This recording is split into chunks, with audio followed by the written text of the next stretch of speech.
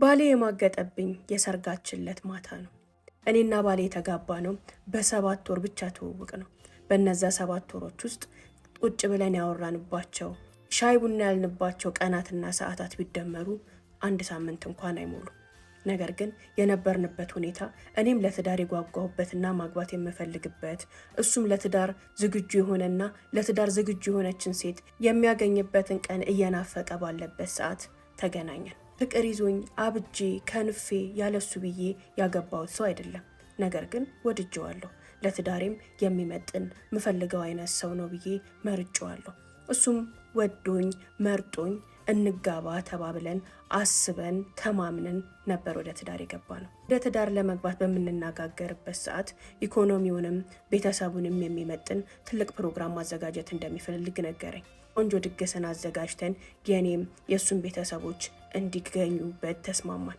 ይህን ጉዳይ ለእናትና ለአባቴ ስነግራቸው እናቴ ደስተኛ አልነበረችም። አባቴም ቢሆን ሰርግ ላይ የሚገኘው ሰው ወዳጅም ጠላትም ነው፣ የሚያያችሁም አይን የክፋትም የደግነትም አይን ነው። እንደዚህ ማካበድና ማጋነን አያስፈልግም። ከተዋደዳችሁ ትዳር ካላችሁ አርፋችሁ ወደ ህይወት ግቡ።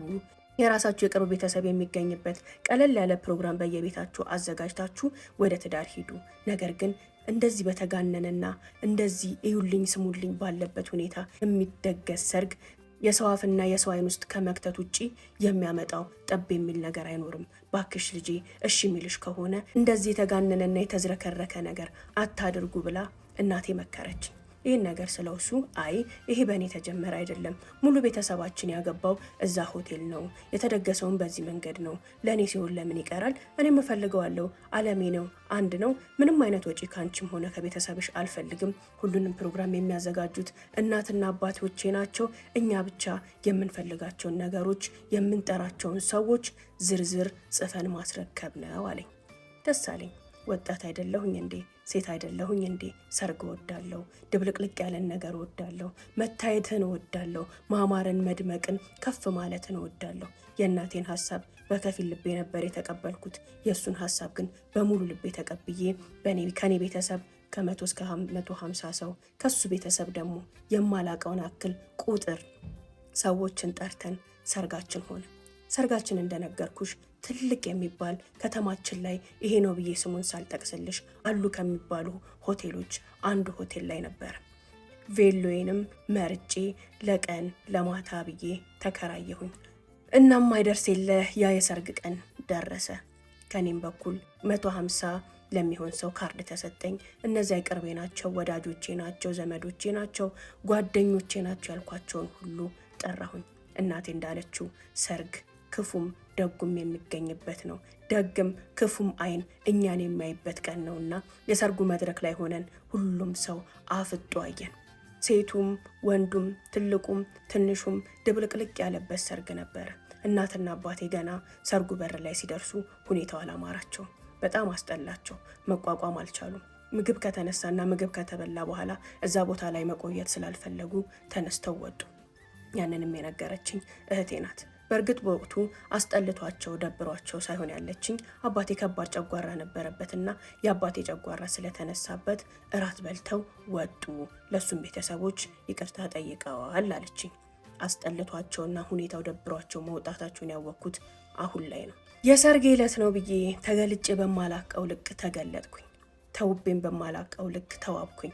ሁሉም ወንዶች አይን እኔ ላይ ነበር ቢባል ማጋነን አይሆንም። ሌላውስ የኔ ጓደኞቼ ሁሉ አጠገቤ እየመጡ አንቺ ምን አይነቱን ሸበላ ሀብታም ነው የጠበሽው? ከመቼ መቼው ነው ጠብ ያረግሽው? ከየት ነው ያገኘሽው ይሄን ባለ ሀብት? ከየት ነው ያገኘሽው ይሄን ቆንጆ? እያሉ ግልጽ ነን ባዮቹ ሳይደብቁ በቅናትም በአሽሙርም እየመጡ ተንኮስ አደረጉኝ። የሁሉም ሴቶች አይን እሱ ላይ እንደነበር አይቻለሁ። ሁሉም ሴቶች እሱ ላይ አንዣባዋል፣ እሱ ላይ አፍጠዋል። ሁሉም ወንዶች እኔ ላይ አንዣባዋል፣ እኔ ላይ አፍጠዋል። ግን ሰርጋችን አይደል እንዴ ያለኛ የተገባ ነውና ደስታን ነው እንጂ ምንም አይነት ስሜትን ውስጣችን ላይ አልፈጠረም ነበር። ሁሉም ሰው በእኔ እሱን ማግባትና እሱን ማግኘት ተገርሟል። አብሶ የቅርብ ዘመዶቼና የቅርብ ጓደኞቼ።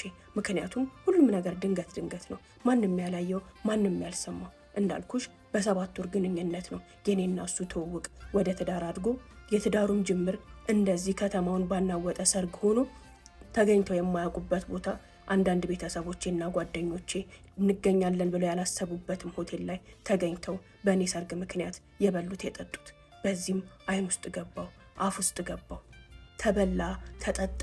ሁሉ ነገር ከተከናወነ በኋላ ዲጄው ዘፈኖችን መከፋፈት ጀመረ። ዘፈኑ ሲከፈት ድብልቅልቁ ወጣ። ወንዱ ሴቱ ተደባልቆ መጨፈር ጀመረ። እዚህ ጋር ነበረ አንዲት ከኔ በእድሜ ከፍ ያለች ቅብጥብጥ ያለች ምንም የማይመስላት ሴት እየመጣች እኔና እሱ መሀል እየገባች መቀወጥ የጀመረችው። የወይባ ጢስ ሳሙና ባዝ ስቲም ባዝ መጠቀም የምትፈልጉ ዛሬም እንደተለመደው ጋላክሲ ስፓና ወይባ ጢስን ሰጀስት አረጋችኋለሁ። አንደኛ ትሪትመንታቸው፣ የባለሙያዎቿ ትሪትመንታቸው እጅግ በጣም ደስ ይለኛል። በስነ ምግባር በበጎነት የሚይዟችሁ ባለሙያዎች ናቸው ያሏት። ሁለተኛ ደግሞ የምትጠቀማቸው ከቂቤ አንስቶ እስከ ወይባ ጢሱ ድረስ ማርና ሁሉም ሰውነታችሁ ላይ የሚያርፉ ግብአቶች ንጹህና ምንም አይነት ነገር ያልተቀላቀለባቸው ነው። ሌላ ደግሞ ቂቤን የማትወዱ ቂቤ መጠቀም ለማትፈልጉ እህቶቼ እዛው የአቮካዶ ኦይልን እና ሌሎች ኦይሎችን ጨምሮ ቀላቅለው የሚያዘጋጇቸውን የዘይት ግብአቶች ተጠቅማችሁ መግባት ትችላላችሁ። ሺያ በተርና ኮኮናት በተርንም እንደ አማራጭ ቂቤ ለማትወዱና ጾም ላይ ለሆናችሁ እህቶቼ አዘጋጅታላችኋለች። ቂቤ የማትጠቀሙ ብዙ አይነት የዘይትና የቅባት አማራጮች ስላሉ እሱን መጠቀም ትችላላችሁ። ሄዳችሁ ሞክሩት፣ ትወዱታላችሁ። አድራሻዋ ቁጥር 1 ቤተል ቢጫ ፎቅ ፊት ለፊት አፕል ፕላዛ ከርቡ ላይ በኮብልስቶኑ መንገድ ከርቡ ላይ ታገኙታላችሁ። ቁጥር 2 ጀሞ 1 ሩት ህንጻ ግራውንድ ላይ ታገኙታላችሁ። ስልክ ቁጥሯን አስቀምጬላችኋለሁ። በዚህ እየደወላችሁ ቀጠሮ ማስያዝና መምጣት ትችላላችሁ። ዘፈን በተለወጠ ዘፈን በመጣ ቁጥር እኔና እሱ መሀል እየመጣች ትጨፍራለች፣ እኔን ታስጨፍራለች፣ እሱን ታስጨፍራለች፣ ትዘላለች፣ ትፈነድቃለች። ሁኔታዋን ሳይ የቅርብ ዘመዱ እህቱ፣ አክስቱ፣ የአክስቱ ልጅ ናት የመሰለችኝ። በሁኔታዋ በጣም እየተገረምኩኝ ነበር። ከሱ ጋር ያላት ቅርበት፣ ትይዘዋለች፣ ትጨብጠዋለች፣ ከጎኑ ከዙሪያው እየተሽከረከረች ትዘፍናለች፣ ትጨፍራለች። የትኛውም ዘፈን፣ የትኛውም ዳንስ፣ የትኛውም ጭፈራ አላመለጣትም። ወይ እሱ ጋናት ወይ እኔ ጋናት። መድረኩ አልበቃሽ አላት። ምን አይነት የምትወደው ምን አይነት የምታከብረው እህቱ ናት፣ ምን አይነት የምትወደው ቤተሰቡ ናት እያልኩኝ በግርምትም በትዝብትም መለከታታለሁኝ። ቆንጆ ናት። አለባበሷ ድንግጥ የሚያደርግ ነው። ሁኔታዋ፣ ነፃነቷ፣ ስለምንም ነገር የማትጨነቅ መሆኗን ታስታውቃለች። መብላቱም መጠጣቱም ድግሱም ጭፈራውም ሌሊቱ ላይ ተጠናቀቀ። ከተጠናቀቀ በኋላ ሁሉም ሰው ተሸኝቶ ወደ የቤቱ ሲሄድ የኔ ጓደኞችና ሚዜዎች የሱም ጓደኞች እዛው ሆቴል ላይ ነበርና የመጀመሪያውን ቀን ሩም ያዝ ነው ተከትለውን ወደ ሩማችን መጡ። ወደ ሩማችን ከመጡ በኋላ ጓደኞቹ ትንሽ ተቀምጠው በቃኛ መሄድ አለብን ብለው ሲወጡ እሱም ተነስቶ ልሸኛቸው ብሎ አብሯቸው ወጣ። በዛ ሰዓት እኔና ጓደኞቼ ነፃነት ስላገኘን ደስ ብሎን እነሱም ቬሎዬን እንዳውልቅ እያገዙኝ እያወራን እየሳቅን ቬሎዬን ማውልቅ ጀመርኩኝ። ቬሎዬን ካወለቁልኝ በኋላ እህቶቼ ሊወስዳቸው የቆመው መኪና 10 እየደወለ ሲጨቀጭቃቸው በቃ መሽቷል ሂዱ፣ ቬሎዬን ካወለቃችሁልኝ በኋላ እኔም ተጣጥቤ ቢጃማ ቀይሬ ባለቤቴ ልጠብቅ ብዬ እነሱን ሸኘሁኝ። ታጥቤ ቢጃማ ቀይሬ ወደ መኝታዬ ስመለስ ግን ባሌ በዛ ሰዓትም ላይ አልመጣም ነበር። ትንሽ ደቂቃዎችን ከጠበቅኩት በኋላ ስልኬን አንስቼ ደወልኩኝ። አይነሳም። ምናልባት ከጓደኞቹ ጋር ወሬ ይዞ ይሆናል አልኩኝና አልጋ ላይ ጋዳም እንዳልኩኝ ሳላስበው እንቅልፍ ወሰደኝ። በዛ እንቅልፍ መሃል ግን ብንን ብዬ ተነሳው። የሆነ ነገር ወረረኝ። ልቤ ደነገጠ፣ ውስጤ ተረበሸ። ምን እንደተሰማኝ ምን እንደነካኝ አላቅም። እንቅልፍ የወሰደኝ ለሰዓታትም አልነበረም፣ ለ30 ደቂቃ ያህል ነው። አልጋይ ላይ ጋደም እንዳልኩኝ እንቅልፍ ወስዶኝ የነበረው። በዛ የእንቅልፍ ሸለብታ ውስጥ ግን የተሰማኝ ስሜት የተሰማኝ ፍርሃት እምገልጸው አይደለም አሁንም ድረስ። ከዛ በጣም ሲጨናንቀኝ ስልኬን አንስቼ አሁንም ስደውልለት ስልኩን አላነሳውም። ሰዓቱን ማስላት ስጀምር ከ2 ሰዓት በላይ ሆኖታል ከወጣ። ፍርሃቴና መረበሼ ፈጽሞ ሊወገድልኝ አልቻለም።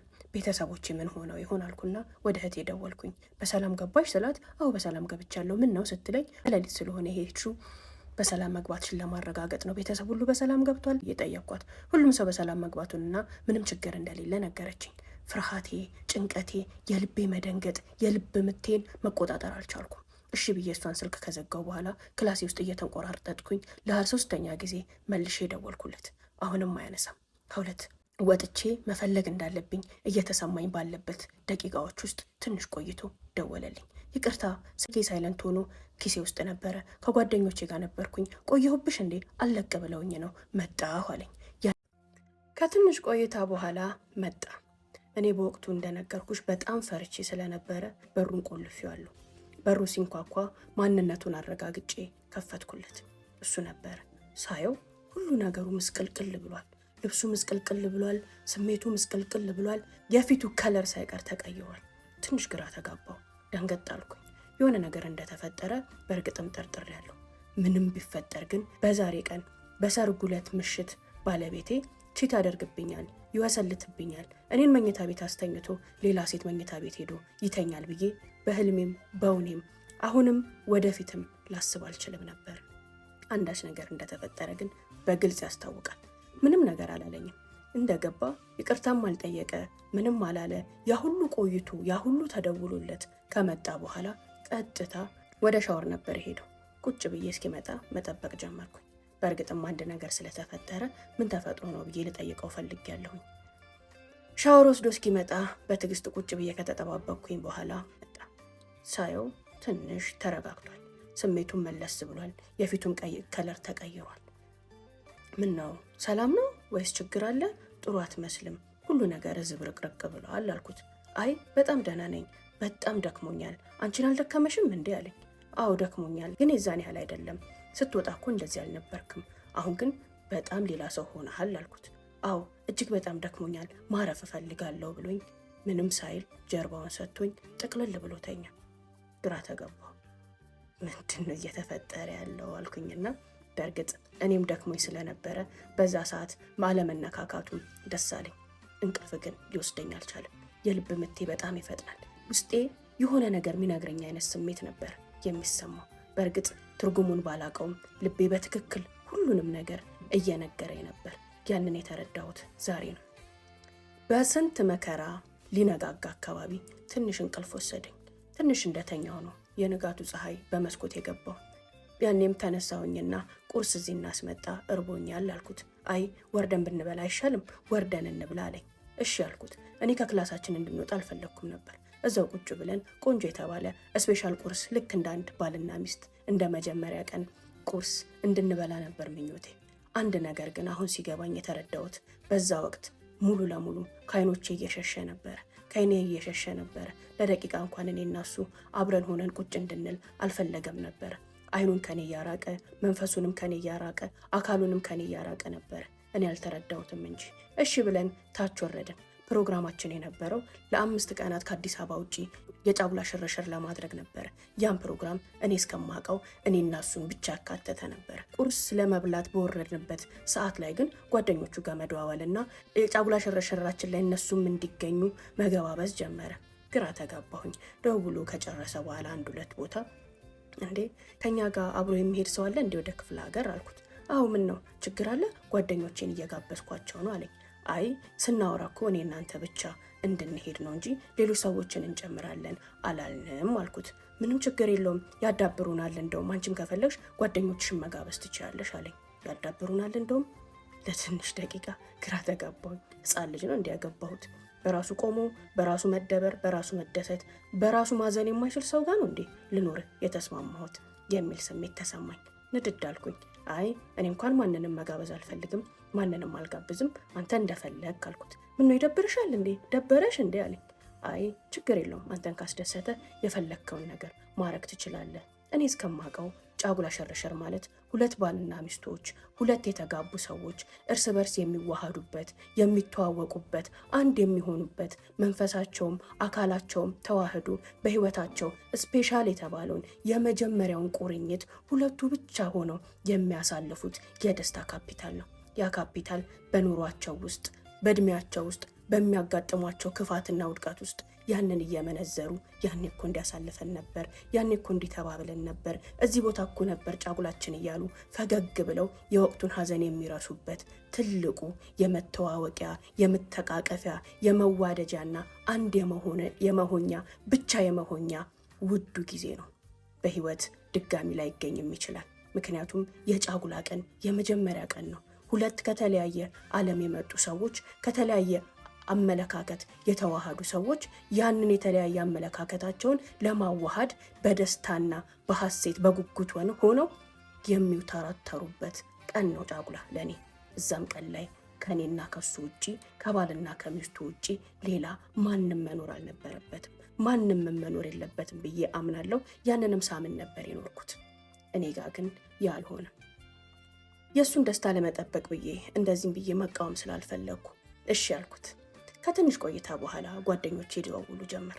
እህቴ፣ ጓደኞቼ በጣም ቅርብ ነን፣ ሁሉንም ነገር እናወራለን። እሺ ማታ እንዴት ነበር? አዳርሽ እንዴት ነበር? መነሳት ቻልሽ? ተነሳሽ ወይስ እያሉ እየቀለዱ ሁሉም እየደዋወሉ አዳሬን መጠየቅ ጀመሩ። ምን ልበላቸው ሀውለት፣ በጣም ግራ ገባኝ። አዎ ጥሩ ነበር እያልኩኝ ለሁሉም መልስ ሰጠው። እነሱ ግን ያንን ሲጠይቁኝ ማታ ያልተሰማኝ ንዴት፣ ማታ ያልተሰማኝ ቁጣ ተሰማኝ። እውነት እኮ ነው፣ ወንድ እኮ ነው። ሰላም እንዴት ናችሁ ወዶችዬ? አብራችሁ ስለሆናችሁ በጣም አመሰግናለሁ። ታሪኮቹን ስቶሪዎችን የምትወዱ ሁሉ ላይክ፣ ሼር፣ ፎሎ እያረጋችሁ አብራችሁን ቆዩ። እንዲሁም አባያ፣ ቦርሳ፣ ጫማ፣ ድሪያና ቶቦችን የምትፈልጉ ቤተል ኤጄ ሞል 1ኛ ፎቅ 2 ጋር በሉናኑ በጣም ቆንጆ ቆንጆ ነገሮችን ታገኛላችሁ። አብራችሁን ስለሆናችሁ ስለምትከታተሉኝ፣ ስለምታበረታቱኝ እጅግ በጣም አመሰግናለሁኝ። አባያ፣ ቦርሳ፣ ጫማ 2 ጋር ሳታዩ እንዳትገዙ እያልኩኝ ቀጥታ ወደ ታሪኩ ገባለሁኝ። አብራችሁን ቆዩ። አግኝቷት ያላወቀን ሴት በመጀመሪያ የሰርጉ ቀን እንደዛ አምራ ተሽቀርቅራ ሁሉም ሰው የጎመጃላትን ሴት ጀርባውን ሰጥቶ መተኛት የቻለው እንዴት ነው? በዚህ ደረጃ ዝም ብሎ ማደር የቻለው ብዬ ንድድ ማለት ጀመርኩኝ። ጓደኞቼና እህቶቼ እየደወሉ አዳሬን ሲጠይቁ፣ ከዛ ግን ላካብዶ አልፈለኩም። እውነት ነው፣ የነበረበት ሁኔታ ያስታውቃል። ደክሞት ነበር፣ እኔም ደክሞኝ ነበር። ዛሬም ሌላ ቀን ነው፣ እንደርስበታለን ብዬ ታውኩት። የጉዞ ሰዓታችን ደረሰ። ከ5 ወንዶች መሃል እኔ ብቻዬን ሆኜ እየተሳቀ እየተጫወትን እየተቀለደ መሄድ ጀመርን። በዚህ ሳቅና ጨዋታ በ5 ወንዶች መሃል ተከብቤ አንዱ ባሌ ቢሆንም የሆነ ሰዓት በኋላ ግን ምቾት አልሰጠኝም። ይበልጥም በሱም መቆጣት ጀመርኩ። እንዴት ነው ግን አንድ ወንድ በ4 ወንዶች ሚስቱን አስከብቦ እነሱ ሲጫወቱ እየተጫወተች፣ ሲያወሩ እያወራች፣ ሲስቁ እየሳቀች እነሱ መሃል ሚስቱን አስቀምጦ አብሮ የሚሽካካ ምን አይነት ሐሞት ያለው ወንድ ነው ብዬ አሁንም ደግሞ ባሌን መገመት ጀመርኩኝ። ከነሱ መሃል ሆኜ ብቻዬን እንዴት ደስ ብሎት ነው? አይቀናም? አይናደድም? እንዴት ነው የማረግ የቻለው? ለዛውም በሰርጉ ቀን ማግስት ሚስቱን ሙሽራውን እንዴት ነው ጓደኞቹም ይሁኑ ወዳጆቹም ይሁኑ አይኗቸው ጠግቦ እንዲያዩት የሚፈቅደው እያልኩኝ ማሰብ ጀመርኩኝ። ይህን ሳስብ ድብርቱ ተጫጫነኝ። እሱ ምንም ባይመስለውም እኔ ግን ከነሱ መሃል ሆኜ ነፃነት ሊሰማኝ አልቻለም። እንደፈለግኩ ልዝናና፣ እንደፈለግኩ ልስቅ፣ እንደፈለግኩ ላወራ አልቻልኩም። የመጀመሪያዎቹ ሰዓታቶች ጥሩ ነበሩ። ነገሩ እየተደጋገመና ሰዓቱ እየገፋ ሲመጣ ግን ስልችት አለኝ። ውስጤም ላይ ብዙ ነገር እያሰብኩኝ ስመጣ ይበልጥ በባሌ መናደድ፣ ባለመቅናቱና እኔን እነዚህ ወንዶች መሃል ቁጭ ብዬ ስስቅ ምንም አይነት ስሜት ሳይሰማው ሲቀር እየገመትኩት መጣሁኝ። ስለዚህም ከክፍሌ ሳልወጣ ብቻዬን ሆኜ ለመዋልና የጫጉላ ጊዜ ለማሳለፍ ወሰንኩኝ። ነይ ብሎ ቢጋብዘኝም አይ ከእናንተ መሃል አልተመቸኝም፣ እኔ ክላሴ እጠብቅሃለሁ፣ ወይ ደግሞ እዚሁ አካባቢ ሐይቁ አካባቢ ላይ ዞር ዞር እያልኩኝ ራሴን አዝናናለሁ፣ አንተ ተዝናና ብዬ እነዛን 5 ቀናቶች በብቸኝነት አሳለፍኩኝ። ከሁሉም የከፋው ግን ሀውለት የዛም ዕለት አብረን አላደርንም። ጀርባውን ሰጥቶኝ ነው የተኛው። ምን እንደተፈጠረ ራሱ አላወቅኩም። እንደነገርኩሽ ከነሱ ጋር ምቾት ስላልተሰማኝ እኔ ከፊሉን ጊዜ ብቻዬን አካባቢውን በመቃኘት ሆቴሉን በማየት ብቻዬን ሆኜ በማጣጣም አሳልፌ፣ ማታ ግን ሲመሽ ቶሎ ነበር ክፍሌ የምገባው። የሚመጣው ውድቅት ሌሊት ላይ ነው። ውድቅት ሌሊት ላይ ቢመጣም የጫጉላ ቀኔ ነውና ባሌ ነውና ንቅት ብዬ ለመጠበቅ ሞከርኩ። ነገር ግን አሁንም ደከመኝ በሚል ተልካሻ ምክንያት ጀርባውን ሰጥቶኝ ይተኛ ጀመር። ግራ አጋባኝ። ለ3 ቀናት ይሄ ነገር ሲደጋገም አንድ ነገር ማሰብ ጀመርኩኝ። ምናልባት ይሄ ሰው ሴክሹዋል ችግር ይኖርበት ይሆናል። ምናልባት የሆነ ስንፈት፣ የሆነ ድክመት ይኖርበት ይሆናል። ይህን ድክመቱ ለኔ ላለማሳየት ነው። ይህን ስንፈቱን እንዳላውቅበት እየሸሸኝ ነው፣ እየተጠነቀቀኝ ነው። ሁኔታው ሁሉ ወደዛ ነው ብዬ ማሰብ። ባሌ የሰርጉ ቀን ሙሽራውን አስቀምጦ መወስለቱን እንዴት አወቅኩ ይመሰለሽ ሀውለት? የዛ ዕለት ዘፈኖች ሁሉ በተከፈቱ ቁጥር መሀላችን እየገባች ያዙ ይልቀቁኝ እያለች ግራ እስክጋባ ስትጨፍርና ስትደንስ ስታስደንሰው ሽር ብትን ስትል የነበረችው ሴት የዩኒቨርሲቲ ፍቅረኛው ናት። ይቺ ሴት ዩኒቨርሲቲ ላይ በጣም የሚወዳት የሚያፈቅራትና ሊያገባት የሚፈልጋት እጅግ በጣም የሚንከባከባት ፍቅረኛዋ የኔ ባል ነበር። በመሃል ግን 2 ዓመት በዩኒቨርሲቲ ከቆዩ በኋላ የት ትግባ የት ትሂድ ሊታወቅ አልቻለም። ጠፋች። ባለቤቴም ምን እንደተፈጠረ አላወቀም ነበርና ጠብቆ ጠብቆ ፈልጎ አቷት ተስፋውን ቆርጦ ተረጋግቶ ባለበት የሆነ ዓመት ላይ ውጭ ሀገር ነኝ ብላ በሜሴጅ አገኘችው። ሶሻል ሚዲያ ላይ እያወሩ ቀጠሉ። እንዲሁም ደግሞ ኖርማል የሆነ ግንኙነትን መስርተዋል። ጀስት እንደ ጓደኛ ፍቅረኝነቱ ተረስቶ በዚህ ሁኔታ ውስጥ እያሉ ነው እሷም ጓደኛው ሆና እየተጻጻፉ እያወሩ እኔ ደግሞ ፍቅረኛው ሆኜ ህይወት ውስጥ የመጣሁት። በእርግጥ እቺ ሴት ባሌን በጣም የጎዳችው ናት። ይወዳት ያፈቅራት የነበረ ሴት ናት። ሊያገባትም ይመኝና ይንከባከባት እንድትማርም ብዙ ዋጋ ይከፍልላት የነበረች ሴት ናት። ድንገት የውጭውን እድል ስታገኝ ግን ምንም አይነት ሀሳብም ምክርም ሳትጠይቀው እልም ብላ ነበር የጠፋችበት። እሷን በመፈለግና ስለ እሷ በማሰብ ብዙ ጊዜ እንደተጎዳና ብዙ ነገሮችን እንዳጣ ሰምቻለሁ። ትምህርቱን ሳይቀር ሳይጨርስ ነው ያቋረጠው። የሆነው ሆነና ግን አመታትን ቆይታ እዚህ ቦታ ነው ያለሁት ስትለው ሳይወቅሳትም ሳይከሳትም ፍቅረኛዬም ሁኜ እንደ ድሮ የምንመለስ ሳይላት ጀስት ጓደኝነታቸው ቀጥሏል። ሊያገባ መሆኑን የሰማችው አጅሬ ግን የሰርጉ ቀን መታ መሀል አደባባይ ላይ ተገኝታ እንደዛ እንደ እብድ ለብሳ ደንሳ ሰፕራይዝ አደረገችው።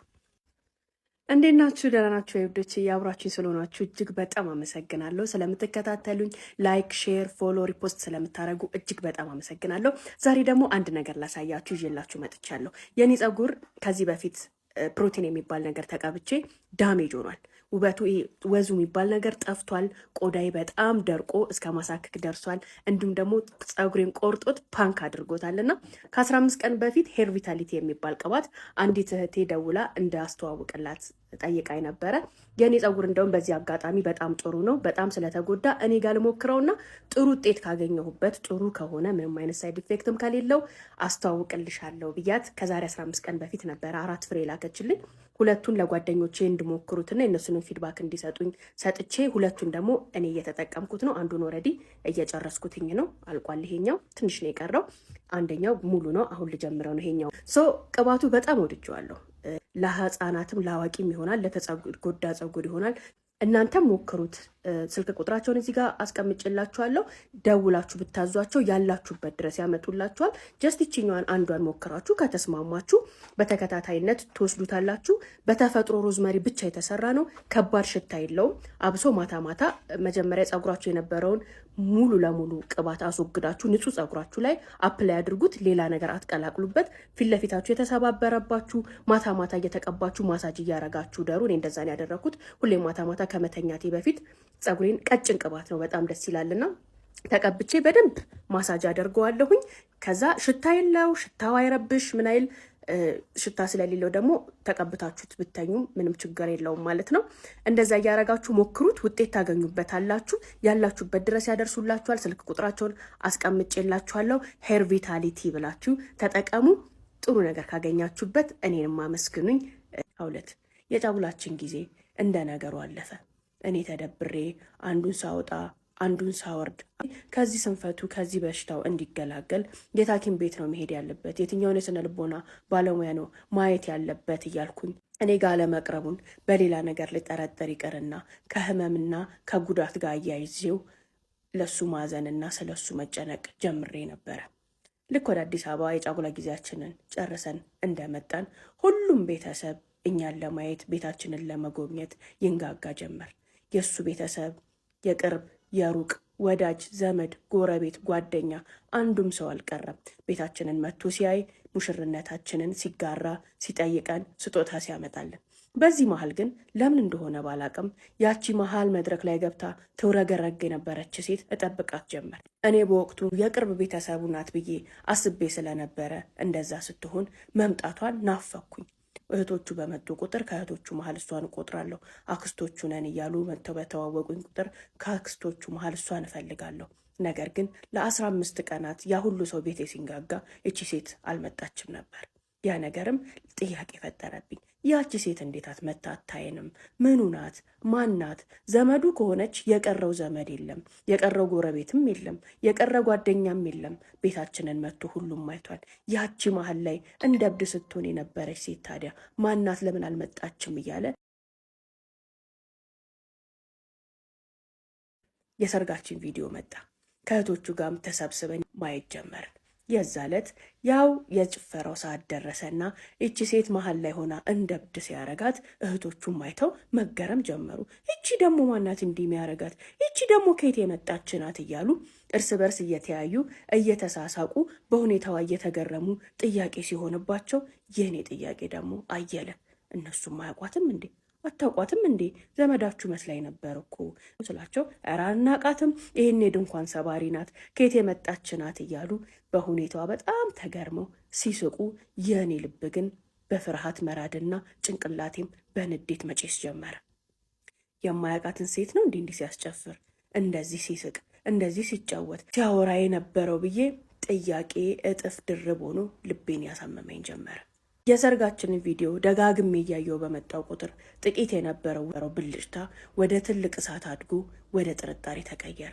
የዛ ዕለት ማምሸቱ፣ የልጅቷ እንደዚህ መሆን፣ የእሱ ቤተሰቦች እሷን አለማወቃቸው፣ እሱ ደግሞ በትክክል እንደሚያውቃት ያስታውቃልና የሚያውቃት ሴት መሆኗን ማናት፣ ምንድናት የሚለው ጥያቄ ጭንቅላቴን ሰቅዞ ያዘኝና እምነቴና ሐዘኔታዬ ለሱ የነበረኝ ወደ ከፍተኛ ጥርጣሬ ተቀየረ።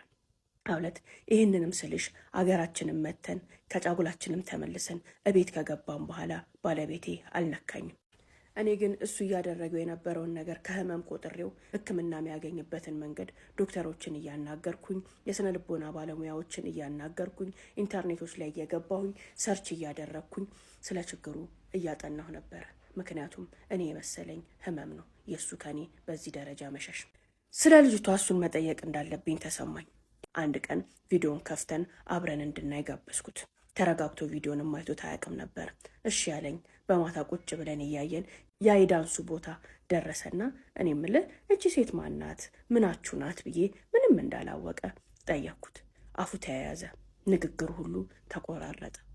ምን ነው አታውቃትም እንዴ ስለው አይ አውቃታለሁ፣ ጓደኛዬ ናት አለኝ። ኦኬ ምን አይነት ጓደኝነት? ምን አይነት ጓደኛ ናት አልኩት።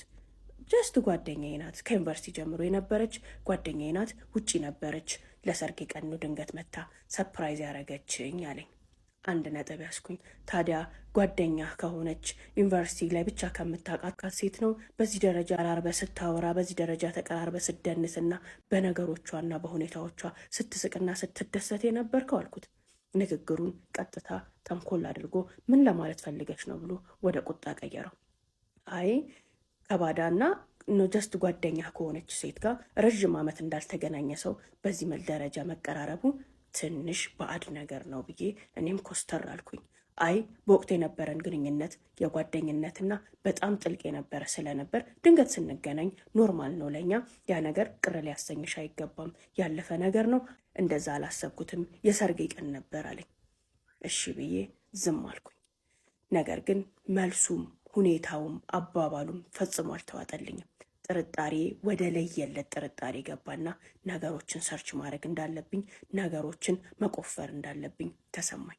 ይኸው እንዳለ ሆኖ ያንን ከተነጋገርን በመነጋታው ቁጭ አድርጌ እየሆነ ያለው ነገር ምንድን ነው? እኔ እናንተ እኮ እንደ ባልና ሚስት ምንም አይነት ግንኙነቶች ውስጥ የለንም። ሁኔታን ሳየው ህመም ወይ ችግር ካለብህ ተነጋግረን እንደ ባልና ሚስት መፍታት እንችላለን። ሕክምናዎችን ማግኘት ትችላለህ። ለምንድን እየሸሸኸኝ ያለኸው? ችግር ካለ ችግሩ በሕክምናና በመነጋገር ነው የሚፈታው እንጂ በመሸሽ አይደለም አልኩት። ይህን ሀሳብ ከኔ ሲመጣ አንድ ቤት ውስጥ ታጥራ ተቀምጣ ነገር ግን መሽሎኪያ ጉድጓድ እንዳገኘች አይጥ ነበር የፈነጠዘው። አዎ እኔም እያሰብኩበት ነው። ትክክል አይደለሁም። ስነ ልቦና ሐኪም ለማየት ዶክተሮችንም ለማማከር ዝግጅት ላይ ነኝ። አደርገዋለሁ። ለዛም ይቅርታ አድርጊልኝ። ልነግርሽ ትንሽ ስለከበደኝ ነው። እስከ ዛሬ ለሸሸበት ምክንያት ምንም ሰበብ እንደሚሰጠኝ ግራ ተጋብቶ ከርሞ ሰበቡን ራሴ ስላገኘሁለት ጥሩ መሸሻ አገኘና በቃ 1 ሳምንት ብቻ ስጭኝ፣ ዶክተሮችን አያለው አለኝ። እየሆነ ያለው ነገር ሁሉ አንዳች ቁማር ከጀርባዬ እንደተሰራ እንዳለ አመላከተኝ። አንድ ነገር ማድረግ እንዳለብኝ ተሰማኝ። ዋናውና ትልቁ ምንጭ እጄ ላይ ነው ያለው፣ ስልኩ፣ ኮምፒውተሩ። በዛም ያገኘሁትን አጋጣሚ ሁሉ ተጠቅሜ ስልኩን መበርበር ጀመርኩኝ። ሁሉም ሶሻል ሚዲያዎችን እያገላበጥኩኝ ማየት ስጀምር ስለሱ የሚጠቁመኝ ምንም ነገር ማየት አልቻልኩም። ነገር ግን ፌስቡክ ውስጥ ስገባ ከሀገር ወጥታ እሱን ማናገር ከጀመረችበት ጊዜ አንስቶ እስካሁን ያለውን ነገር ፌስቡክ ላይ ዝርግፍ ብሎ ወጣልኝ። ከዛሬ ያወሩትን ነገር ሁሉ ፌስቡክ ላይ ባገኘውም አሁን ላይ የተፈጠረውን ነገር ግን ላገኘው አልቻልኩም። የኔና የሱ ሰርግ ከመሆኑ ከ1 ሳምንት በፊት የፌስቡክ ንግግራቸው ተቋርጧል። ምንም ላገኝ የምችለው ፍንጭ አላገኘሁም። ታዲያ እቺ ሴትዮ ማግባቱን አውቃለች። የሰርጉ ቀንም ድንገት እመጣለሁ ምንም ሳትለው ተገኝታለች። ከዛ በኋላ እንዴት ነው ምንም አይነት ኮንቨርሴሽን የማይኖራቸው ብዬ አሁንም ማነፍነፌን ስቀጥል አንድ ነገር ትዝ አለኝ። ኢሜሉን ቼክ ማድረግ እየተናደድኩኝ ብቻዬን እየተብሰለሰልኩኝ ቢሆንም ይህን ነገር ግን ባሌ እንዲያውቅብኝ አላደረኩም። አሁንም ምርጧ የተረጋጋቿ የምታምነው ታክሞ እስኪድን በእርጋታ እየጠበቀች ያለች ምስኪን ሚስቱ ነኝ። አዎ እሱ እንደዛ ነው የሚያውቀው። እየነገረኝም ያለው ሕክምናውን እየተከታተለ መሆኑ ነው። የሴትነት ብልሃትና ጥበቤን እንዲሁም ደግሞ ብቃቴን ተጠቅሜ የኢሜሉን ፓስዋርድ አገኘሁት። ኢሜሉን ከፍቼ ገባሁ። ያኔ ነበር ሀውለት እያንዳንዱን ነገር ያወቅኩት። የዛን ሁለት ሌሊት ስለተፈጠረው ነገር በጣም ይቅርታ ብላ ኢሜል አድርጋለታለች። እሱም ከ2 ቀን በኋላ ጫጉላ ከሄድን በመነጋታው ማለት ነው ምንድነው ያቀመሽኝ ይላታል። ምንም ያደረኩ ነገር የለም፣ ወቀሳውን ወደ እኔ አታምጣ። ውስጥ ላይ አዳፍነው የኖረው ነገር ድንገት ግንፍል ብሎ ስለወጣ ነው መገኘት የሌለበት ቦታ የተገኘው፣ ማድረግ የሌለብህንም ነገር ያደረከው ትለዋለች። ፈጽሞ ሚስቴን መቅረብ አልቻልኩም፣ አይኖቿን ማየት አልቻልኩም። ሀፍረት እየተሰማኝ ነው፣ ከሃዲነት እየተሰማኝ ነው። ከዚህ በኋላ ወይ ነግሬያት ይቅርታዋን ጠይቄ ይቅርታዋን አገኛለሁ ወይ ደግሞ ትዳሩን እበትነዋለሁ እንጂ ምንም አይነት ሞራል ኖሮኝ ከሷ ጋር መቀጠል የምችልበት ሁኔታ ላይ አይደለሁም ያለሁት። ለምንድን ነው ግን እንደዛ ያደረግሽው ይላታል። አትጃጃል፣ ምንም የተፈጠረ ነገር የለም። የሆነው ነገር ሁሉ ከሰርግ በፊት እንደሆነ አስበህ እሷ ምንም የምታውቀው ነገር የለም። ለራስህ ይቅርታ አድርገህ ህይወትህን ቀጥል። በወቅቱ ጥናትም መበለጥም ተሰምቶ የነበረ ምን እንዳደረግኩኝ እኔ ራሱ አላቅም፣ ትክክል ግን አይደለሁም። ለዛም ይቅርታ ጠይቃለሁ፣ ስለምወድህ ብቻ ነው ትሏለች። እኔን እወድሃለሁ አትበይኝ፣ ህይወቴን አመሰቃቅለሽዋል፣ መንፈሴንም ረብሸሽዋል። ምንም የማታቀን ሴት እንድጎዳትና እንድሰብራት አድርገሻል። ምንም ሞራልም ምንም አፍም የለኝም እሷን ጥሩ ባልመስዬ የምቀርብበትና እሷን የምነካበት። አጠገቧ በቀረብኩኝ ቁጥር ሀፍረትና ድንጋጤ ነው የሚሰማኝ። ምን ማድረግ እንዳለብኝ እንኳን አላቅም። ትዳሬ ተበጥብጧል፣ ህይወቴ ተበጥብጧል። እድሜ ላንቺ፣ እንኳን ደስ ያለሽ። ከዚህ በኋላ በጥሩም ሆነ በመጥፎ ከአንቺ ጋር ምንም አይነት ግንኙነት እንዲኖረኝ አልፈልግም ይላታል። እሷም እንደዚህ አታድርግ፣ የሆነው ነገር ሆኗል፣ ለራስህ ይቅርታ አድርግ፣ ለህይወትህ ይቅርታ አድርግ። እኔም ወደ መጣሁበት ተመልሻለሁ። ላደረኩት ነገር ይቅርታ ጠይቄሃለሁኝ። ነገር ግን ችን ሴት ይበልጥ የምትጎዳት በሰርግሽ ቀን እንደዚህ አድርጌብሻለሁኝና ተይኝ ብትላት ነው። ትናንት ያገባች ሴት ዛሬ መፈታት በጣም ቅስሟን ይሰብራታል። ይበልጥ የሚጎዳትን ነገር ከምታረግ ይርቅ ለራስህም ይቅርታ አድርገህ ወደ ህይወትህ ተመለስ። እሷ የምታውቅበት ምንም መንገድ የለም። አንተ ተረጋጋ። አጉል ተናግሬ እሷን ይቅርታ አገኛለሁ ብለህ ግን እንዳትጃጃል። ይህን ያወቀች ሴት መቼም ይቅርታ አታደርግልህም። ህይወቷን ግን ይበልጥ ታበላሽባታለህ። በቃ ያለፈው አለፈ። ይህን እንደ አንድ ሴት እንደ አንድ ጓደኛ ነው መመክረ ለአንተ ጥሩ እንደሚያስብ ሰው። በተረፈ ግን ይቅርታ ትለዋለች። ከአንቺ ምክር አልፈልግም፣ ማድረግ ያለብኝን አውቃለሁ። ምንም አይነት ያንቺን መልእክትም ይቅርታም አልፈልግም ብሎ የመጨረሻው የሱ ንግግር ይሄ ሲሆን፣ እሷ ግን ከታች ብዙ ይቅርታዎችንና ብዙ ልምምጦችን ጽፋለታለች። ከዛ በኋላ ምንም የመለሰላት መልስ የለም። ሀውለት ይሄንን ሳነብ እንደተለመደው ዛሬ ደግሞ ይዤላችሁ የመጣሁት ውዶቼ ለሴት ልጅ ራሷን መጠበቅ፣ ማህፀኗን፣ የውስጥ ጤናዋን፣ የላይም የቆዳዋን ጤንነትና ውበትን መጠበቅ ቅንጦት ሳይሆን ግዴታ ነው። ለዛም ምርጫችሁን ጋላክሲ ስፓና የወይባ ጢስን እንድታደርጉ እመክራችኋለሁኝ። የተለያየ ውስጣችሁ ላይ ችግር ላለባችሁ እህቶቼ ባለፈም እንደነገርኳችሁ የማህፀን ስቲም የሚባልን ፕሮዳክት ጋላክሲ ወይባና ስፓ ብቻ የምታገኙትን አዘጋጅታ ትጠብቃችኋለች። በተፈጥሯዊ ግብአቶች ብቻ የሚቀመም የማህፀን ስቲም ነው። ያንን በመጠቀም ጤንነታችሁን መጠበቅ እንዲሁም ደግሞ ውስጣችሁ ላይ ያለውን የትኛውንም የተከማቸ በፔሪድና በወሊድ ጊዜ ጥርት ብሎ ያልወጣን የውስጥ ቆሻሻችንን ጥርት አድርጎ የሚያስወጣልንና ንጹህ የሚያደርገን ፕሮዳክት ነው። ሌላው ስቲምና ሳውና እንዲሁም ወይባ ጢስ ስንገባ በጣም የሚያሳስበን የንጽህና ጉዳይ ነው። ጋላክሲ ስፓና የወይባ ጢስ ከኮልፌ ቀራኒዮ ክፍለ ከተማ በተደረገው ጥናት አንደኛ ወጥታ የምስክር ወረቀት እንደምታዩት ተሰጥቷታል። ስለ ንጽህና ያሳስባችሁም እንዲሁም ደግሞ ባለሙያዎቿ ረጅም ዓመት እሷ ጋር የሰሩና ልምድ ያካበቱ ባለሙያዎች ስለሆኑ ጥሩ ትሪትመንትና ጥሩ አገልግሎትን ታገኛላችሁ። ስቲም መግባት፣ ሳውና መግባት፣ የወይባ ጢስ መሞቅ የምትፈልጉ እህቶቼ ጋላክሲ ወይባና ስቲም ባዝን ምርጫችሁ እንድታደርጉ እየጠየኩኝ አድራሻዋም ቁጥር 1 ቤተል ቢጫ ፎቅ ፊት ለፊት አፕል ፕላዛ ከርቡ ላይ በኮብልስቶኑ መንገድ ታገኙታላችሁ። ቁጥር 2 ጀሞ 1 ሩት ህንጻ ግራውንድ ላይ ታገኙታላችሁ። ስልክ ቁጥሯንም እዚህ ጋር አስቀምጬላችኋለሁ። እየደወላችሁ ቀጠሮ ማስያዝ ትችላላችሁ። ሄዳችሁ ሞክሩት። እኔንም ታመሰግኑኛላችሁ። ቴንኪው። ያለውበት ሁሉ ነገር ዞረብኝ፣ ግራ ገባኝ። ድራማ ነው? እውነት ነው? ውሸት ነው? ምንድን ነው እየሆነ ያለው እያልኩኝ ከራሴ ጋር የደነስኩም የፈዘስኩም ራሴን የሳትኩም መሰለኝ። ምን እንደማድረግ እንዳለብኝ፣ ምን መሆን እንዳለብኝ፣ ምን ማሰብ እንዳለብኝ ራሱ አላቅም ነበር። የተወሰነ ራሴን ለማረጋጋት ሞክሬ የተለዋወጡትን ኮንቨርሴሽን ድጋሚ ያነበብኩት ያው ነው። አሁን ተረዳሁኝ። ባሌ ሊነካኝ ያልቻለው፣ ባሌ ከኔ ጋር መሆን ያልቻለው ሀፍረት ተሰምቶት ነው፣ ኃጢአተኝነት ተሰምቶት ነው። ባደረገው ነገር አፍሮ ነው እንጂ ምንም አይነት ችግር ኖሮበት አይደለም። በውሸት ላይ ውሸት፣ በክህደት ላይ ክህደት። እኔ ለሱ ተጨንቄ አሞታል፣ ተሸማቋል፣ አዝኗል ብዬ አናገርኩኝ፣ ሄድኩኝ፣ ተመረመርኩኝ እያልኩኝ ሲወጣ ሲገባ ነዘንዟለሁ። ሌላ ውሸት፣ አዎ እየታየው ነው፣ እየተመረመርኩ ነው፣ 1 ሳምንት ስጭኝ እያለ ደግሞ ይሸነግለኛል። ከተጋባው ወር እንኳን አልሞላኝም። ታዲያ ይህን ካደረገብኝ ሰው ጋር አብሬ ነው የምኖረው ወይንስ እፈተዋለሁ፣ እተዋለሁ? እንዴት አድርጌ ነው የማህበረሰቡንስ አይን የማየው? እንዴት አድርጌ ነው የቤተሰቤንስ አይን የማየው? ቤተሰቤ እያንዳንዱን ነገር ነግሮኝ ነበር። ድግስ መሃል መጥፎም አይን ጥሩም አይን አለ፣ ደግም ክፉም ሰው ነው የሚገኘው ያለችኝ የእናቴ ንግግር መጣልኝ። አዎ አንድም የራሴ ጥፋት ነው። እዛ ድብልቅልቅ ያለ ነገር ውስጥ ባንገባ ኖሮ ኬት ታገኘው ነበረ? ኬቱ ይርቅላት ነበር? ለዚህ ነገር እኮ የኔም ጥፋት አለበት። ገና በ1 ወሩ ተፋትቼ ትላንት አግብታ ዛሬ ተፈታች እየተባልኩኝ እኖራለሁ። የማደርገው ነገር፣ የማስበው ነገር፣ የምሆነው ነገር ሁሉ ግራ ገባኝ። ያደሰትበታለሁ፣ አገር ምድሩ አይቶ የእሷ ሰርግ እያለ እሞገስበታለሁ፣ እደነቅበታለሁ ያልኩት ሰርግ ገና 1 ወር ሳይሞላው መታነቂያ ሆነ። ህይወቴን የሚያበላሽ የእድሜ ልክ ጠባሳ የጣለብኝ አጋጣሚ ሆነ። ባሰብኩትና ሰዎችም ዙሪያ ያንቺ ሰርግ ባሉኝ ቁጥር የሚያስበረግገኝ ቀን ሆኖ ህይወቴ ላይ ማህተሙን ጣለ። አንዴ ራሴን ጥፋተኛ አደርጋለሁ፣ መልሼ ደግሞ እኔ ምን አጠፋው? ሰርጉን እኮ እሱን ፈልጎት ነው። ሰርጉ እኮ ግዴታችን ነበር፣ የሁለታችንም ማዕረግ ነበር። የእሱ ብልግና ነው እንጂ ሰርጉ በራሱ ምን አጠፋ እላለሁ። አይ እናት ያለችኝን ሰምቼ ሰርግ መደገስ አልነበረብኝም፣ ለሱ ጥፋት እኔም ተባባሪ ነኝ ብዬ ራሴን ወቅሳለሁ። አይ እኔ ምንም ጥፋት የለብኝም፣ ግራም ነፈሰ ቀኝ ፈለገ አደረገ፣ ሰበብ ምክንያት አያስፈልግም። እንደዚህ ያልኩኝ ከራሴ ጋር ስሟገት፣ ከራሴ ጋር ስጣላ፣ ሳወጣ ሳወርድ ባለሁበት ሰዓት ያለ ቀጠሮ ያለ ፕሮግራም እናቴ ከቻለች። ምን ነግሯት፣ ምን አስባ፣ ምን ፈልጋ እንደሆነ ራሱ አላቅም። በሩን አንኳኩታ ዘልቃ ስትገባ ያየችውን ነገር ማመን አልቻለችም። ዝብርቅርቄ ወጥቷል፣ ፊቴ በእንባ ተጨመላልቋል። መኝታ ቤቴ ሁሉ ነገሩ ምስቅልቅል ብሏል።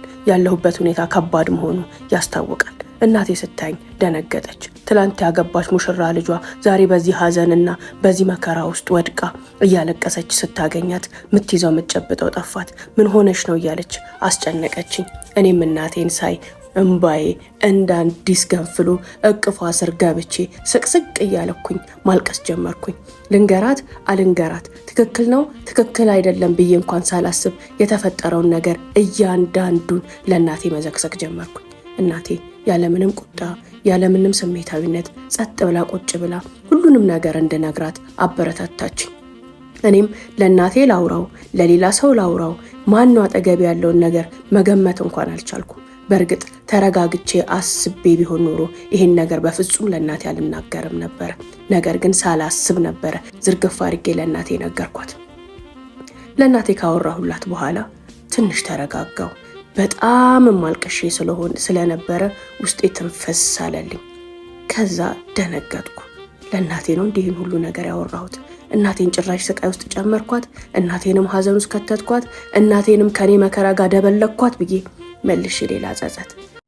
ሀውሊ ዛሬ ይሄን ታሪኬን ላንቺ ስተነፍስ ከ3 ዓመት በኋላ ነው። 3ኛ ዓመት የትዳር አንቨርሰሪ ላይ ጠዋት ባሌ ተነስቶ ውዴ እንኳን ደስ ያለሽ ዛሬ 3ኛ ዓመት አንቨርሰሪያችን ነው አለኝ። ሁሌም በየዓመቱ ይሄን ያደርጋል።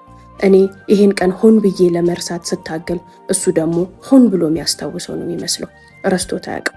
በየዓመቱ እንኳን ደስ ያለሽ እያለ ስጦታ ይሰጠኛል። አንዳንዴ በዚህ ቀን የሚያስታውሰው ግን እኔን ይሆን እሷን እያልኩኝ እንደ አዲስ እንደ ዕለት ዕለት እቆጫለሁ፣ እናደዳለሁ፣ ይሰማኛል።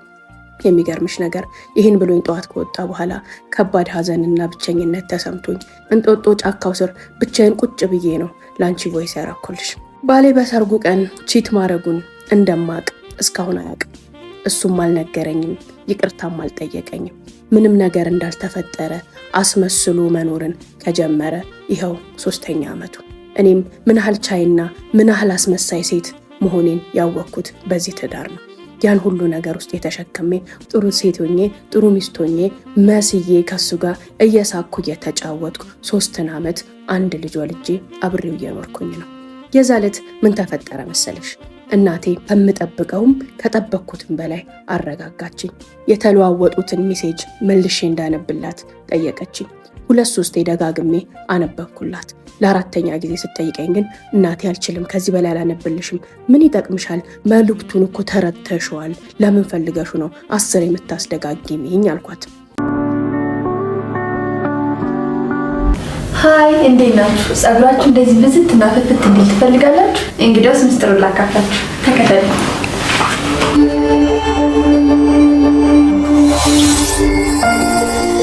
ጸጉሮ እየሳሳ አሊያም እየሸሸ ተቸግረዋል? እንግዲያውስ መፍትሄው እኛ ጋር ይገኛል። ሄር ቪታሊቲ ከሮዝመሪና ቅጠል የተዘጋጀ ንጹህ የተፈጥሮ ዘይት ሄር ቪታሊቲ። አድራሻችን 0957920909 ወይም 0900608818 ሃሎ ይበሉን። እዚህ ውስጥ ምንድነው የተሰማሽ አለችኝ። እዚህ ውስጥ የተሰማኝማ ክህደቱን የተጋለጠው፣ ውሸቱን የተጋለጠው፣ ሌብነቱን የተጋለጠው ሌላ ምን ሊሰማኝና ምን ላቅ እችላለሁኝ አልኳት። እኔ ግን እዚህ ውስጥ ያየሁት ጸጸቱን ነው። እዚህ ውስጥ ያየሁት መሳሳቱን ነው። እዚህ ውስጥ ያየሁት መውደቁን ነው። ሳታቂበት፣ ሳትነቂበት፣ ሳትጠይቂው ቤቱ ሳይበጠበጥ ህይወቱም ምንም አደጋ ላይ ሳይወድቅ ሳይውል ሳያድር ተጸጽቷል አለችኝ። ያኮ ምንም የሚያመጣው ፋይዳ የለም፣ አለመውደቅ ነው እንጂ ከወደቁ በኋላ መፈራገጥ ለመላላጥ ነው። የሱ ማዘን ለእኔ ምን ይጠቅመኛል? ያው ባለጌ እንደሆነ ባለጌ ነው። ቀጣይ ህይወቴን እየቆሰልኩና እየደሞ ከሱ ጋር መኖር አልፈልግም አልኳት። እናቴ ፈገግ አለች። አንዳንድ ውድቀቶች ድጋሚ እንዳንወድቅ ትልቅ ትምህርት የሚሰጡ ናቸው። የሱም ውድቀት እንደዛ ይመስለኛል። በዚህ ሁኔታው መልሶ እንደዚህ አይነት ብሽቅጥቅጥ ነገር ውስጥ የሚገባ ሰው አይመስለኝም። ባለጌ ቢሆን ኖሮ እኮ አይጸጸትም ነበር። ቀጣይ መች ላገኝሽ እያለ ከሷ ጋር ይሆን ነበር እንጂ ተጸጸትኩኝ ብሎ አንቺን ላለመንካት የዚህን ያህል ሀፍረት አይሰማውም ነበረ። ምን ያህል እንደተጸጸተ ምን ያህል እንዳፈረ እኔ የተረዳሁት አንቺን እንኳን ሊነካሽ አልቻለም። በተጠጋሽ ቁጥር ሀፍረት እየተሰማው ነው። ስለዚህ የእሱ ውድቀት የትምህርት ነው አለችኝ። ፈጽሞ ልቀበል አልችልም። እኔን ለማባበልና እኔን እዚህ ቦታ ላይ ለማቆየት የምታደርጊው ነገር ነው አልኳት። ያኔም እንደዚህ አለችኝ። እኔን እናንተን ሁሉ ሳፈራ ምንም ያልተፈተንኩ አባትሽም ምንም ያላደረገ ጨዋ ይመስልሻል አለችኝ። እኔ አባቴ ከምንም በላይ ጨዋ፣ ከምንም በላይ ለእናቴ ታማኝና ማንም ሰው እሱን በዚህ ነገር ጠረጠርኩት እንኳን ብሎ ቢል ፈጽሞ የምቀበለው ነገር አልነበረም። እናቴ ግን ነግራንም አሳይታንም የማታውቀውን ጉድ የዛ ቀን ነገረች። እሱም በወጣትነቱ በተጋቡ በጥቂት ጊዜያቶች ውስጥ እንደዛ እንዳደረገና አውቃ እንዳላወቀች ሆና መኖሯን እናቴ ነገረች። ይሄን ስሰማ ማመን አልቻልኩም። እናቴ ለምን እንደዛ አደረግሽ? ለምን ይሄን ነገር ተቀብለሽ ኖርሽ አልኳት። ያንን ባልቀበልና ያን ጊዜ ባልታድገስ ኖሮ አንቺንስ ኬት አመጣሽ ነበር? እናንተን የመሰላችሁ ልጆች ኬት አገኛችሁ ነበረ? ያን በመታገስ ያን ጊዜ በማለፌ እኮ ነው የስተርጅና ጊዜ ድጋፍ፣ ምርኩዝ፣ አጋር የሆነኝን አባትሽን አብሬ ማቆየት የቻልኩት። እናንተ የመሳሰሉ ልጆችን ደግሞ አፍርቼ የልጅ ልጅ ማየት የቻልኩት፣ መጦር የቻልኩት፣ መቆም የቻልኩት እኮ ያኔ ስለጠነከርኩ ነው። ያኔ ስለቻልኩኝ ነው። አባትሽ ያኔ የተሳሳተውን ስህተት መቻል ባልችል ኖሮ፣ ጠንክሬ መቆም ባልችል ኖሮ፣ ከጎኑ መሆን ባልችል ኖሮ እናንተም ባልተፈጠራችሁ፣ የኔም እድሜ ባጠረ፣ የሱም እድሜ ባጠረ፣ ህይወቴ ምስቅልቅል ብሎ ዛሬ የተረሳው ሰው እሆን ነበር አለችኝ። ይህን ስሰማ በጣም ከበደኝ። በፍጹም አባቴ ጋር እንደዚህ አይነት ነገር አስቤም ጠብቄም ጠርጥሬም አላውቅም። ሆኖም ግን እናቴም ፊት ላይ እናቴም ሁኔታ ላይ ትዳራቸውም ውስጥ እንኳን እንደዚህ አይነት ከባድ ነገርን ያሳለፉ ይቅርና ተጨቃጭቀውና ተገለማምጠው እንኳን አይተናቸው አናውቅም። ከዛም እንዲህ አለች እናቴ፣ ሴት ልጅ ናት ቤቷን የምታቆመው፣ ሴት ልጅ ናት ብልህ፣ ሴት ልጅ ናት ጎበዝ የሚባለው፣ የሴት ልጅ ብልሃታና ግብዝናዋ ምን ይመስልሻል አለችኝ። አላቅም። የሴት ልጅ ጉብዝናዋና ብልሃቷ እኔ ራሱ ሁሌ የማይገባኝ ነገር ነው። እየተረገጡ መኖር ግን አይመስለኝም፣ ቺት እየተደረገባት መኖር ግን አይመስለኝም አልኳት። ፈገግ አለች። የሴት ልጅ ብልሃቷ መታገሷ ነው። የሴት ልጅ ብልሃቷ መጠበቋ ነው። የሴት ልጅ ብልሃቷ መቻሏ ነው፣ መሬት መሆኗ ነው አለችኝ። እንዴት አልኳት።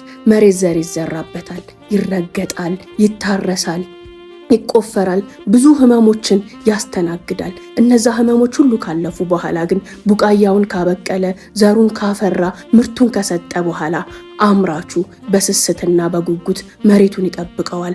ቡቃያው እንዳይበላሽበት፣ ቡቃያው እንዳይረግፍበት ሲል እያንዳንዱ እርምጃውን፣ እያንዳንዱ መንገዱን በጥንቃቄ ነው መሬቱን የሚረግጠው። ለምን? ለቡቃያው ስለሚሰስት፣ ለቡቃያው ስለሚያዝን። እንደፈለገ እንደ ድሮ ቢያርሰው፣ እንደ ድሮ ቢረግጠው፣ እንደ ድሮ ቢሄድበትማ የዘራው ዘር ይመክናል፣ ያፈራውን ፍሬ ይረግፋል፣ ጥቅም አይኖረውም። የሴት ልጅ ቻይነቷ የዘራችው ዘር ትዳሯ ነው። ትዳሯ ውስጥ የሚመጣው ይሄ ሁሉ መከራ መረጋገጡን ሁሉ ስታልፍ ልጅ ይመጣል። ልጇን ስትጠብቅ ደግሞ ትዕግስትን ትማራለች። ትዕግስትን ስትማር ደግሞ አብራ መኖርን፣ መቻልን፣ ማረምን፣ ማስተካከልን፣ ማቃናትንም ትማራለች አለች። የእናቴ ንግግር ገራሚ ነበረ። በቀላሉ በእርግጥ ባልቀበለውም ግን አሸንፋኛለች። ምን አርጊ ነው የምትይኝ አልኳት። ይሄ አንድ ብልጭታ ነው። ይህን ጊዜ ትችዋለሽ፣ ይህን ጊዜ ታልፊዋለሽ። ነገር ግን በትኩረት ባልሽን ትከታተያለሽ፣ በትኩረት ህይወትሽን ትከታተዋለሽ። ይሄ ዛሬ ያደረገው ነገር ገጠመኝ ነው፣ ስህተት ነው፣ ውድቀት ነው ወይስ አመል ነው፣ ልምድ ነው የሚለውን ነገር ጊዜ ይለይለታል። ልምድና አመል ከሆነ ከሱ ጋር ኑሪ፣ ከሱ ጋር ተቆራመጂ አልልሽም። ስህተትና ውድቀት ከሆነ ግን ሚስጥሩን ይዘሽ ምንም እንዳላወቀሽ ሆነሽ ባላወቀችም እያለ ሲጠነቀቅሽ ባየሽ ቁጥር እያዘነ እያፈረሽ እያከበረሽ ይኑር። ምንም እንደማታቂ ሆነሽ የባልሽን ሁኔታ፣ የባልሽን ውሎ፣ የባልሽን አዳር ተከታታይ። የማያዛልቅሽ የማይሆንሽ ከሆነ ነገ የማይረፍድም ለውሳኔ። ገና ልጅ ነሽ፣ ገና ወጣት ነሽ፣ ትወስኛለሽ። ስህተትም ከሆነ በኑሮ ውስጥ በሂደት ውስጥ የባልሽን ማንነት ታውቂያለሽ። ስለዚህ ይህን ነገር እርሺው፣ ይህን ነገር ታዩ። ከሱም ጋር ሆነ ከማንም ጋር እንዳታወሪው፣ ሁኔታውን ታገሺ። የሴት ልጅ ብልሃቷ ወንድ ልጅ ከምንም ከየትም ታወጣለች፣ ትመልሳለች ስትባል ምንም አድርጋ አይደለም፣ መክራም ዘክራም ተውብላም አፍቅራም አይደለም። ወንድ ልጅ ስተቱን እያወቀች ድርጊቱን እያወቀች ከጎኑ ትቆማለች፣ መከታው ትሆናለች፣ አጋዡ አፍቃሪው ትሆናለች። ከዛ ስተቱ እስኪወጣ በትዕግስትና በተስፋ ትጠብቀዋለች። ሰላሙን ሰጥታ ሰላም አድርጋ ወቃሽ ነቃሽ አንጓጣጭና አሳልፋ ሰጪ ሳትሆን በትዕግስት አማኙ ሆና ትኖራለች። ሚስቱ ያመነችበት፣ ሚስቱ የተማመነችበት፣ ሚስቱ አንድ ቀን ሰው ይሆናል ብላ እርግጠኛ ሆና የምትጠብቀው ወንድ በእርግጥም አንድ ቀን ከውድቀቱም ከስተቱም ይወጣል። የሴት ልጅ ብልሃቷ ያነው አለችኝ። እናም የእናቴን ምክር ሳልወድ በግዴ ተቀብዬ ውጪ ዛሬ 3 ዓመት ሆነኝ። ባሌን እውነቴን ነው ምልሽ አመኘው አላውቅም። ሁሌም ስልኩን ጎርጓሪ፣ ኮምፒውተሩን ተመልካች ነኝ። በእርግጥ ከዛ በኋላ ምንም ያገኘሁት ምንም ያየሁት ነገር የለም። አንድ ልጅ ወለድኩኝ፣ አብሬው ኖርኩኝ። በመኖር ውስጥ በመውለድ ውስጥ በፍቅሩ እጅግ እየወደድኩት መጣው። ልጄን ሳየው ያሳሳኛል። ለዚህ ልጅ ስል እንኳንም ሁሉን ነገር ተውኩት፣ እንኳንም ኖርኩኝ፣ እንኳንም ታገስኩኝ እላለሁ። እንደዛም ሆኖ እንዳለ ሰርጌን የሚያስታውሰኝ የትኛውም ነገር ያስደነግጠኛል፣ ያስበረግገኛል። በህይወቴ በርጋጋ ነኝ፣ ደንጋጣ ነኝ፣ በጣምም ተጠራጣሪ ነኝ። እምነት የለኝም። እያንዳንዱ ነገር ያጠራጥረኛል። አንዳንዴ እማረባ ሰው ሆኜ ነው እንዴ ይቅርታ ያደረኩት? ይቅርታ ማድረግ አልነበረብኝም እንዴ? ለራሴ ክብር ስለሌለኝ ነው እንዴ እላለሁ። ብዙ ጊዜ ወደ ውስጥ የሚመላለሰው ደግሞ ልክ ነኝ ልክ አይደለሁም የሚለው ጥያቄ የሚያምሰኝ ነገር ነው። እስኪ መልሱን ከናንተ ጠብቃለሁ ትለናለች። ቴንክ ዩ ሶ ማች።